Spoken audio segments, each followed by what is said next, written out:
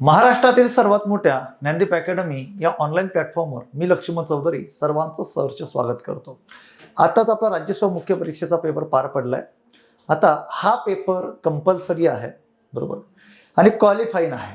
Okay, त्याच्यामुळं आपल्याला यामध्ये मार्क किती यायला पाहिजे, कसे यायला पाहिजे, या सर्व गोष्टींचं तुम्हाला जो काही क्रायटेरिया तो माहिती आहे, त्यावरती मी बोलणार नाही. पण जो काही अप्रोच होता पेपरचा, तर त्या संदर्भात निश्चित त्यावरती आपण 100% चर्चा करणार आहोत. ओके, तर आता बघा, इथं काही पेपर एसे रायटिंग म्हणजे निबंध लेखन जे काही विचारलेलं होतं किंवा सारांश लेखन जे काही विचारलं होतं, काही शब्दसंग्रहाचा पार्ट होता, त्या सर्व गोष्टींवरती चर्चा आपण इथं करणार. यावरती आपण लेक्चर सुद्धा घेतलं होतं की 2025चा मुख्य परीक्षेचा पेपर UPSCच्या धर्तीवर आपण ते लेक्चर कंडक्ट केलं होतं किंवा जे काही प्रश्न होते तर त्याचं अतिशय विश्लेषण आपण उत्कृष्ट पद्धतीने आपल्या युट्यूब चॅनलवरती घेतलं होतं.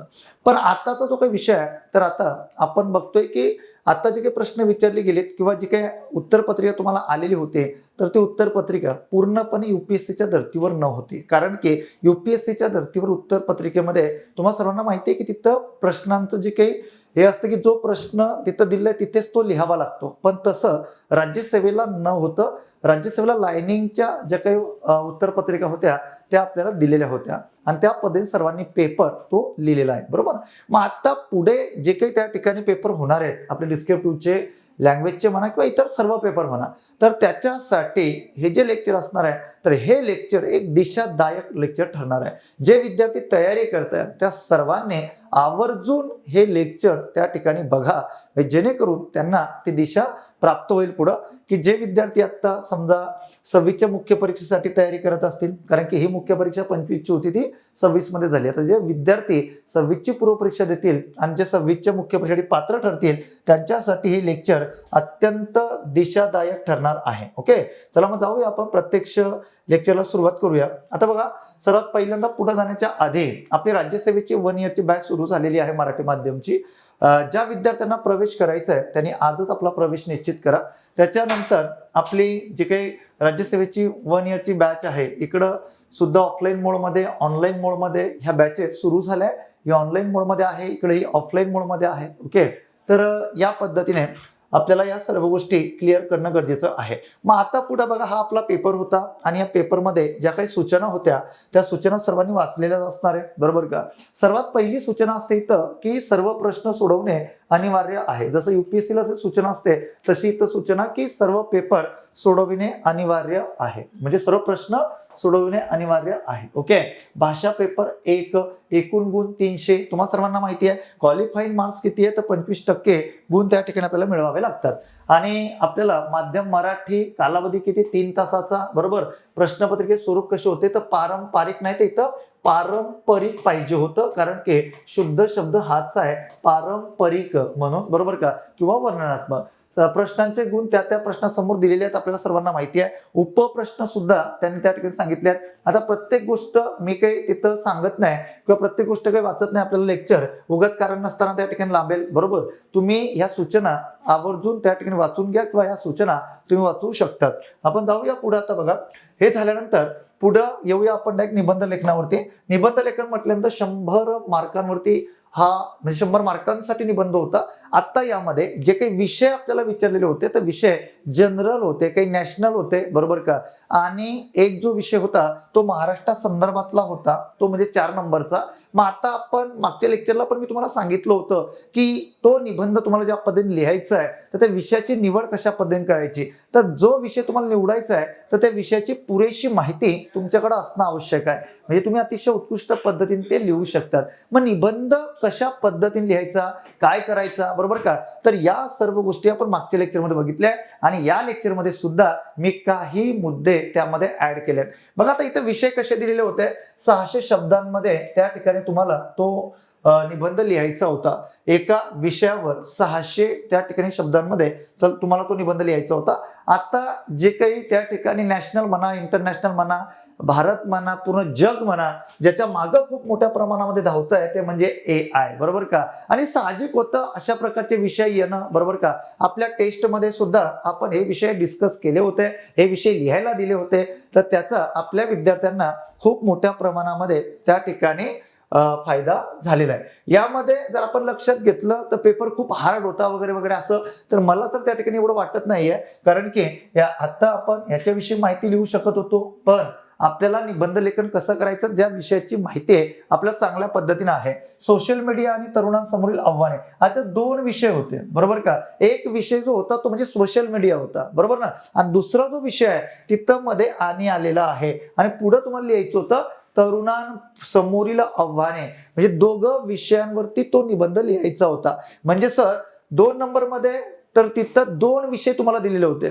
एक सोशल मीडिया, आपण बघतोय की आज किती मोठ्या प्रमाणामध्ये या समाज माध्यमांचा या सोशल मीडियाचा तरुणांवर किती मोठ्या प्रमाणामध्ये म्हणजे त्या ठिकाणी परिणाम होतोय, या सर्व गोष्टी आपण बघतोय. आणि आव्हाने कशी आहेत, कशा पद्धतीने तरुण तिकडं त्या ठिकाणी म्हणजे पूर्णपणे आकर्षित होतोय किंवा कशा पद्धतीने त्याचा वापर करतोय, तर या सर्व गोष्टी इथं आपल्याला त्या ठिकाणी आपल्याला अतिशय उत्कृष्ट पद्धतीनं लिहिता येत होत्या. आणि त्याच्यानंतर प्रत्येक वेळेस हा निबंध तुम्हाला दिसतोच, युपीएससीचा पेपर असू दे का राज्यसेवेचा पेपर असू दे, प्रत्येक वेळेस त्या ठिकाणी जागतिक तापमान वाढ त्याच्यावरती त्या ठिकाणी ग्लोबल वॉर्मिंगवरती प्रश्न आहे म्हणजे आहे. ओके, त्याच्यामुळं जे काही विषय आपल्याला दिलेले होते ते 3 विषयांवरती आपण त्या ठिकाणी लिहू शकत होतो, काय हरकत नाही. आणि निबंध कसा लिहायचा, काय लिहायचा, जर तुम्हाला बघायचं असेल हे लेक्चर तर तुम्ही आवर्जून आपल्या युट्यूब चॅनलवरती मी ते लेक्चर घेतलाय.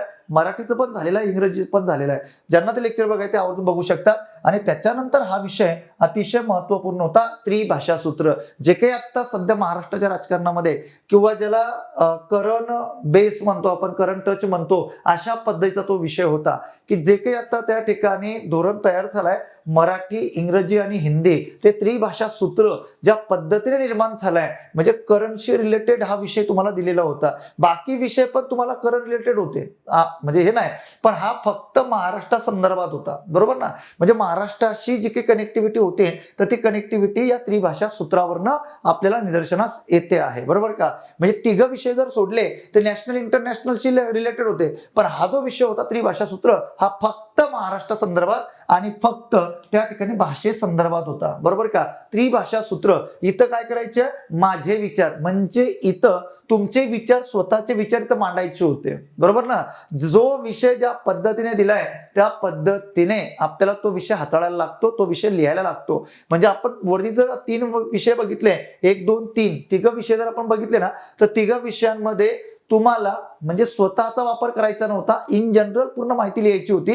पण 4 नंबरचा जो विषय होता त्रिभाषा सूत्र, तर याच्यामध्ये तुमचे विचार, स्वतःचे विचार त्या ठिकाणी मांडायचे होते. ओके, म्हणजे हा फरक जाणून घेणं गरजेचं आहे. मोस्ट ऑफ विद्यार्थ्यांनी पर्याय क्रमांक 2 म्हणजे 2 नंबरचा विषय किंवा 1 नंबरचा विषय याच्यावरती आणि 3 नंबरचा पण, कारण की याच्यामध्ये पण आपलं चांगल्या पद्धतीचं वाचन असतं, तर यामध्ये ते त्यांनी त्या ठिकाणी लिहिलेलं असणार आहे, असो काही हरकत नाही. त्याच्यानंतर पुढचा प्रश्न आपल्याला माहिती आहे निबंध लेखन, हे तुम्ही वाचू शकता. पुन्हा एकदा व्हिडिओ पॉज करून तुम्ही हे सर्वच्या सर्व त्या ठिकाणी वाचू शकतात की निबंध कशा पद्धतीने लिहावा, निबंधाची सुरुवात काय असावी, निबंधाच्या मध्यात काय असावं आणि निबंधाचा समारोप कशा पद्धतीने केला पाहिजे, हे तुम्ही त्या ठिकाणी अभ्यासू शकता. त्याच्यानंतर पुढे आला ते 9 मुद्दे तुम्ही त्या ठिकाणी अभ्यासू शकता. त्याच्यानंतर पुढं प्रश्न म्हणजे उतारा दिलेला होता आणि त्या उतार्यावरून प्रश्नांची उत्तरे त्या ठिकाणी तुम्हाला सुस्पष्ट, योग्य व संक्षिप्त भाषेत लिहायची होती, जशीच्या तशी नाही. उतारा सोपा होता, अवघड न होता बरोबर का. हे बघा प्रश्न आपल्याला इथं दिलेत प्रश्न, मूल्ये ही शाश्वत किंवा चिरस्थायी नसतात असे मार्क्स यांनी का म्हटले.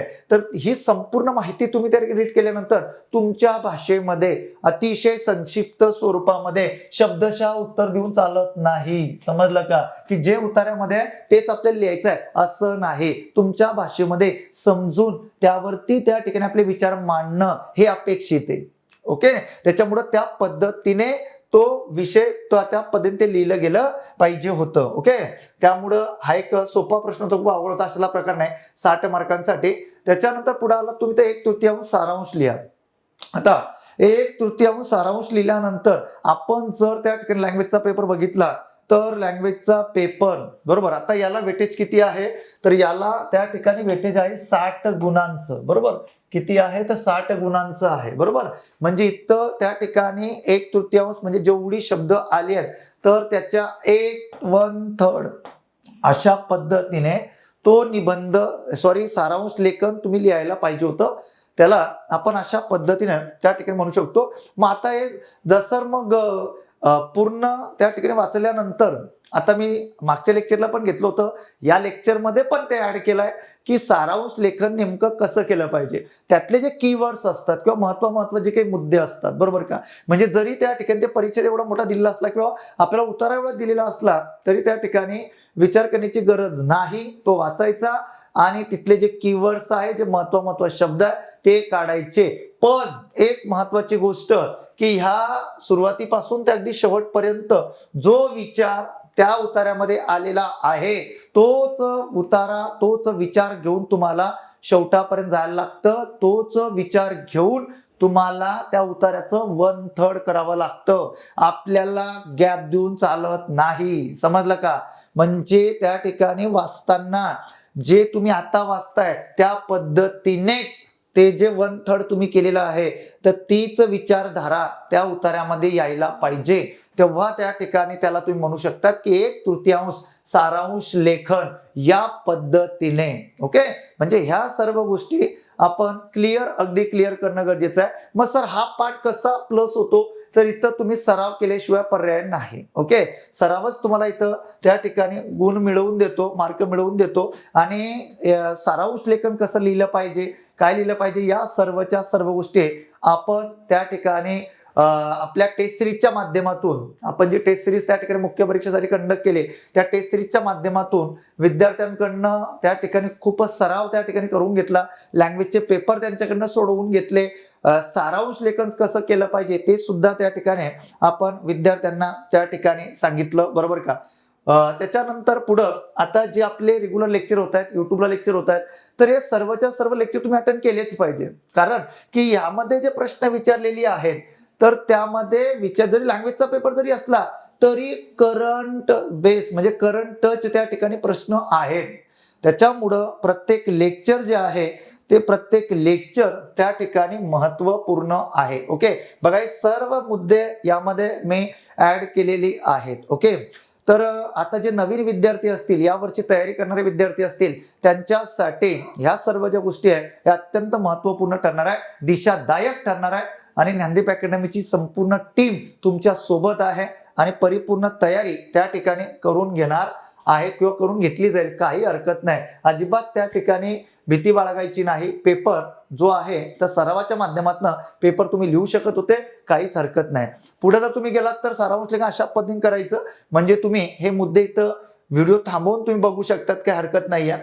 त्याच्यानंतर पुढे जर तुम्ही आलात तर इंग्रजीत भाषांतर करा. आता तुम्हाला काय सांगितलंय, ट्रान्सलेशन. आता तुम्ही जेव्हा ट्रान्सलेशन करतात किंवा जेव्हा भाषांतर करतात तेव्हा तुम्हाला शब्दशः भाषांतर करून चालत नाही. तुम्हाला त्या ठिकाणी तुम्ही एक एक शब्द घेऊन भाषांतर केलं तर ते त्या ठिकाणी काय म्हणजे योग्य नाही. ओके, आता बघा प्रत्येक व्यक्ती, प्रत्येक जण वेगवेगळ्या पद्धतीने भाषांतर करणार आहे, पण प्रत्येकाचं बरोबर असणार आहे. म्हणजे प्रत्येक विद्यार्थ्याला काही ना काही मार्क्स मिळतील, पण सांगण्याचा उद्देश काय आहे, जे आयोगाला अपेक्षित आहे त्या पद्धतीने जर तुम्ही त्या ठिकाणी हे भाषांतर केलं तर निश्चित पद्धतीने तुम्हाला मार्क मिळतील. याला त्या ठिकाणी किती आहे तर 20 मार्क या भाषांतरासाठी आहे, बरोबर. प्रत्येकाचा वेटेज आपण त्या ठिकाणी बघतोय, बरोबर आहे. मग आता अशा पद्धतीने या सर्व गोष्टी जर बघितल्या तर परिपूर्ण त्या ठिकाणी तो उतारा वाचणं, परिच्छेद वाचणं आणि आपल्या भाषेमध्ये त्याची रचना करणं. ओके, कारण की इंग्रजी आणि मराठीमध्ये तफावत आहे, रचनेमध्ये तफावत आहे, बरोबर का. म्हणजे अशा पद्धतीने या सर्व गोष्टी क्लिअर करणं गरजेचं आहे. ओके, त्याच्यानंतर पुढे बघा भाषांतर कशा पद्धतीने करावं, तर याच्यासाठी सुद्धा काही मी मुद्दे ऍड केले, ते मुद्दे आवर्जून त्या ठिकाणी रीड करा, वाचा. त्याच्यानंतर पुढे जर तुम्ही आलात तर पुन्हा म्हणजे मराठीचं इंग्रजीत करा, इंग्रजीचं मराठीत करा. हा पाठ फक्त इथंच त्या ठिकाणी आपल्याला समाविष्ट केलेला, म्हणजे या मराठीमध्ये तो पाठ त्या ठिकाणी समाविष्ट केला. जी पद्धत तुम्ही इंग्रजीसाठी वापरली तीच पद्धत तुम्ही मराठीसाठी वापरा, काही फरक पडणार नाही. ओके, पुढे या. आता हे झाल्यानंतर एक व्याकरणाचा पाठ. व्याकरण म्हणजे काय, शब्दसंग्रह. आपला मराठीतला जो शब्दसंग्रहाचा पार्ट असतो तो शब्दसंग्रहाचा पार्ट या ठिकाणी महत्वपूर्ण भूमिका त्या ठिकाणी पार पाडत असतो. बघा आता यामध्ये प्रश्न क्रमांक 6 आणि याला त्या ठिकाणी किती मार्कांचं, किती गुणांचं वेटेज आहे बघा. याला 10 गुणांचं वेटेज आहे, बरोबर. प्रश्न क्रमांक 6 ला हे किती 5 प्रश्न दिले, प्रत्येकी 2 गुण या प्रश्नाला त्या ठिकाणी दिलेले आहेत. म्हणजे काही वाक्प्रचार आणि काही म्हणी दिले आहेत, त्या प्रत्येकाला 2 गुण सांगितलेले आहेत. ओके, काय म्हटलंय, सुतावरून स्वर्गाला जाणे याचा अर्थ होतो बघा, मी लिहून घेतलाय कारण की म्हटलं वेळ जाण्यापेक्षा तुम्हाला त्या ठिकाणी हे कळलं पाहिजे, समजलं पाहिजे म्हणून लिहून ठेवलाय. एखाद्या लहानशा गोष्टीवरून किंवा पुराव्यावरून खूप मोठा निष्कर्ष काढणे. बरोबर, म्हणजे एखादी छोटी गोष्ट असते, एखाद्या छोट्या गोष्टीवरून मोठ्या गोष्टीपर्यंत पोहोचणे आपल्या भाषेमध्ये. बरोबर, इथं 2 गुण तुम्हाला मिळत होते. हापापाचा माल गपापा, चुकीच्या मार्गाने मिळवलेला पैसा किंवा संपत्ती जास्त काळ टिकत नाही, तो दुसऱ्याच्या घशात जातो, म्हणजे तो चुकीच्याच मार्गाने खर्च होतो. बरोबर, म्हणून तिथं कोणती म्हण त्या ठिकाणी लागू होते, हापापाचा माल गपापा. समजलं का? त्याच्यानंतर घरावर टहाळा टाकणे, म्हणजे एखाद्याच्या घरात जाऊन विनाकारण गोंधळ किंवा दंगा किंवा भांडण करणे. बरोबर, टहाळा टाकणे हा त्याचा अर्थ होता. अशा प्रकारे वाक्प्रचार किंवा म्हणी तुम्हाला तिथं त्याची अर्थ विचारलेली आहेत अशा पद्धतीने. त्यानंतर कोंड्याचा मांडा करणे. बरोबर, कोंड्याचा मांडा करणे म्हणजे काय, अत्यंत कमी साधनांमध्ये किंवा वाईट परिस्थितीतही आपल्या बुद्धीने व कौशल्याने उत्तम काम करणे. आपली बुद्धी, आपलं कौशल्य त्याच्या माध्यमातून उत्तम काम करणे याला म्हणतात कोंड्याचा मांडा करणे अशा प्रकारे. ओके, त्याच्यानंतर तडिनाम गार होणे म्हणजे मनातील इच्छा पूर्ण होणे. अशा प्रकारे ह्या प्रत्येकाची अर्थ अशा पद्धतीने दिलेली होती. आता फक्त याच्यामध्ये हा प्रश्न जो होता ना, आतापर्यंत युपीएससीने जे काही कल्पना विस्तार किंवा जे काही प्रश्न त्या ठिकाणी विचारलेले आहेत, तर ते एवढे त्या ठिकाणी म्हणजे एवढं त्या ठिकाणी म्हणजे याच्या कंपॅरिझनला हा थोडा चॅलेंजिंग क्वेश्चन होता. अनुभवाविना नेत्रपाती हलवू नको रे. बरोबर का, म्हणजे आपले जे थोर संत आहेत, थोर संतांनी जे काही प्रबोधन केलंय, जो काही त्या ठिकाणी संदेश दिलाय, त्याच्या माध्यमातून या सर्वच्या सर्व गोष्टी आपल्याला म्हणजे एक ओवी दिलेली होती आणि त्या ओवीचा तुम्हाला सारांश तिथं लिहायचा होता. दुसरं होतं बघा, ओल मूळ भेदी खळकाचे अंग अभ्यासाची सांग कार्यसिद्धी. म्हणजे दुसऱ्या ओळीचा जो अर्थ आहे तुम्ही त्या ठिकाणी अर्थ लक्षात घेऊ शकतात की ओल मूळ भेदी खळकांचे अंग अभ्यासाशी सांग कार्यसिद्धी. म्हणजे तुम्ही तुमच्या कामामध्ये जर सातत्य ठेवलं, म्हणजे त्या ठिकाणी कन्सिस्टन्सी ठेवली, तर निश्चित तुम्हाला यश त्या ठिकाणी मिळणार म्हणजे मिळणार. त्यावरून तुम्हाला तो कल्पना विस्तार लिहायचा होता. ही ओवी संत तुकाराम महाराज यांनी त्या ठिकाणी सांगितलेली आहे. बरोबर का, म्हणजे त्यांच्या अभंगातली ती ओवी आहे. अशा पद्धतीने हा जो त्या ठिकाणी हा प्रश्न जो होता या दोघांच्या बाबतीत, हे दोघं जे काही त्या ठिकाणी पर्याय दिलेले होते, तर ते थोडे आपल्याला त्या ठिकाणी म्हणजे तुम्हाला संत साहित्य हे सुद्धा माहिती असणं गरजेचं आहे. ज्यांनी संत साहित्य अभ्यासलेलं असणार आहे तर त्यांना हे अतिशय उत्कृष्ट पद्धतीने लिहिता आलं असतं. कारण आता आमच्यासारख्या लोकांचं MA मराठी आहे, MA लिटरेचर आहे. बरोबर का, आम्हाला त्या ठिकाणी ते माहिती आहे, आम्ही त्या ठिकाणी ते लिहू शकलो असतो. बरोबर, अशा पद्धतीने या ठिकाणी हा एक प्रश्न होता 6 नंबरचा. याला सुद्धा वेटेज किती होतं, 10. म्हणजे प्रत्येक प्रश्नाला याला 5 गुण आणि याला 5 गुण, अशा पद्धतीने 10 मार्कांचं वेटेज त्या ठिकाणी दिलेलं होतं आपल्याला. त्याच्यानंतर पुढचा प्रश्न होता तो म्हणजे 6 नंबर मधलाच क प्रश्न. त्याला सुद्धा वेटेज कितीचा असणार आहे, तर त्याला सुद्धा वेटेज त्या ठिकाणी 10 मार्काचं असणार आहे. बघा, खाली दिलेल्या विषयावर 20 वाक्यात संवाद लिहा. इथं पुढे आलेला संवाद, तिकडं आलेला कल्पना त्या ठिकाणी विस्तार करा. इथं तुम्हाला सांगितलेला होता संवाद. संवादामध्ये काय होतं बघा, काय सांगितलं, नैसर्गिक आपत्ती आणि सुरक्षितता. बरोबर, काय सांगितलंय, नैसर्गिक आपत्ती आणि सुरक्षितता. इथं तुम्ही संवाद लिहू शकत होते. आपण बघतोय की प्रत्येक वर्षी किती मोठ्या प्रमाणामध्ये निसर्गाचा प्रकोप होतो आणि त्याच्यानंतर त्याच्यासाठी काय सुरक्षितता आहे यावरती तुम्ही संवाद लिहू शकताय. समजलं का, किंवा तुम्ही त्या ठिकाणी संवाद लिहू शकत होते. खाली दिलेल्या शब्दांचे समानार्थी शब्द त्या ठिकाणी लिहा. अशा प्रकारे आपल्याला समानार्थी शब्दांवरती प्रश्न विचारला, याला सुद्धा 10 मार्कांचं वेटेज. बरोबर ना, म्हणजे त्या ठिकाणी वानगी म्हटल्यानंतर चुनुक, नमुना, मासला, वानवळा, त्याच्यानंतर वानोळा. सर आम्ही किती समानार्थी शब्द त्या ठिकाणी लिहू शकत होतो, तुम्हाला जेवढे येत होते तेवढे तुम्ही त्या ठिकाणी लिहू शकत होते, काही हरकत नाही. त्यानंतर दोला. दोला म्हणजे काय, तर दोला म्हणजे त्या ठिकाणी झुला किंवा त्याला आपण त्या ठिकाणी काय म्हणतो, झोपाळा असं त्या ठिकाणी त्याला म्हणतात, किंवा हिंडोळा असं सुद्धा त्याला त्या ठिकाणी बोललं जातं. अशा प्रकारे या सर्वच्या सर्व गोष्टी आपण क्लिअर करणं गरजेचं आहे.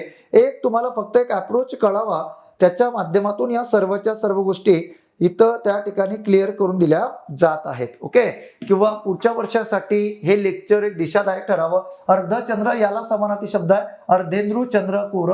ज्योत्स्ना म्हटल्यानंतर कौमुदी चंद्रिका चांदणे, आणि निष्कांचन म्हटल्यानंतर कंगाल. त्याच्यानंतर त्या ठिकाणी गरीब दरिद्री द्रव्यहीन असं त्या ठिकाणी तुम्हाला माहिती असणं गरजेचं आहे. आता निष्कांचन म्हटलं, कांचन म्हणजे काय तर सोने, बरोबर ना. मग निष्कांचन सांगितलंय तिथं, म्हणजे तिथं त्या ठिकाणी त्याला म्हणतो आपण गरीब, द्रव्यहीन, कंगाल, दरिद्री अशा पद्धतीने हा 6 नंबरचा प्रश्न होता, बरोबर का. ज्याच्यातला ड हा प्रकार होता तो. त्याच्यानंतर पुढे जर तुम्ही आलात तर हा शेवटचा इकडं, तर इथं आपण जर त्या ठिकाणी बघितलं तर खाली दिलेल्या शब्दांचे विरुद्धार्थी शब्द लिहा. विरुद्धार्थी शब्द विचारलेले होते. अवरोधचं होतं अनवरोध किंवा प्रवाह. म्हणजे अवरोध म्हणजे काय तर अडथळा, आणि प्रवाह म्हणजे काय कुठल्याही प्रकारचा अडथळा नसणे. आत्महत्या, आत्मउद्धार किंवा जीवनप्रेमी सुद्धा म्हणतो आपण त्याला, की जो त्या ठिकाणी आत्माची हत्या करतो, आत्महत्या करतो म्हणजे तो मरतो किंवा त्याचं मरण होतं. आणि जेव्हा ठिकाणी आत्मउद्धार किंवा जीवनप्रेमी, तो स्वतःच्या जीवनावर त्या ठिकाणी प्रेम करणारा असतो. उत्पादक, अनुत्पादक, कृतज्ञ म्हणजे उपकाराची जाण नसणारा, कृतज्ञ उपकाराची जाणीव असणारा. मिताहारी म्हणजे त्या ठिकाणी खूप कमी खाणारा, कमी आहार घेणारा. खादाळ म्हटल्यानंतर खूप जास्त त्या ठिकाणी खाणारा किंवा अति आहारी असं सुद्धा त्याला ओळखलं जातं. असा आपला राज्यसेवा मेन्सचा त्या ठिकाणी हा पेपर होता, आणि अगदी सोप्या भाषेमध्ये या सर्व गोष्टी मी तुम्हाला क्लिअर करून दिल्या. आता पुढं इथं थांबण्याच्या आधी आपली इंग्लिश मिडियमची राज्यसेवेची बॅच सुद्धा सुरू झालेली आहे, बरोबर का. म्हणजे सुरू होत्या 1 जुलैला, बरोबर. आणि त्याच्यानंतर ऑनलाईन बॅच पण आहे आणि ऑफलाईन बॅच इंग्लिश मिडियमची त्या ठिकाणी ऑफलाईन बॅच सुद्धा आहे. ज्या विद्यार्थ्यांना प्रवेश करायचा आहे त्यांनी आवर्जून त्या ठिकाणी प्रवेश निश्चित करा. 100% तुम्हाला रिझल्ट मिळेल म्हणजे मिळेल, कुठल्याही प्रकारची शंका नाही. ओके, परिपूर्ण तयारी करून घेतली जाणार. ओके, एवढं त्या ठिकाणी मी बोलतो आणि आताचं लेक्चर थांबवतो. सर्वांनी हे लेक्चर आवर्जून त्या ठिकाणी बघा. सर्वांना धन्यवाद. जय हिंद, जय महाराष्ट्र.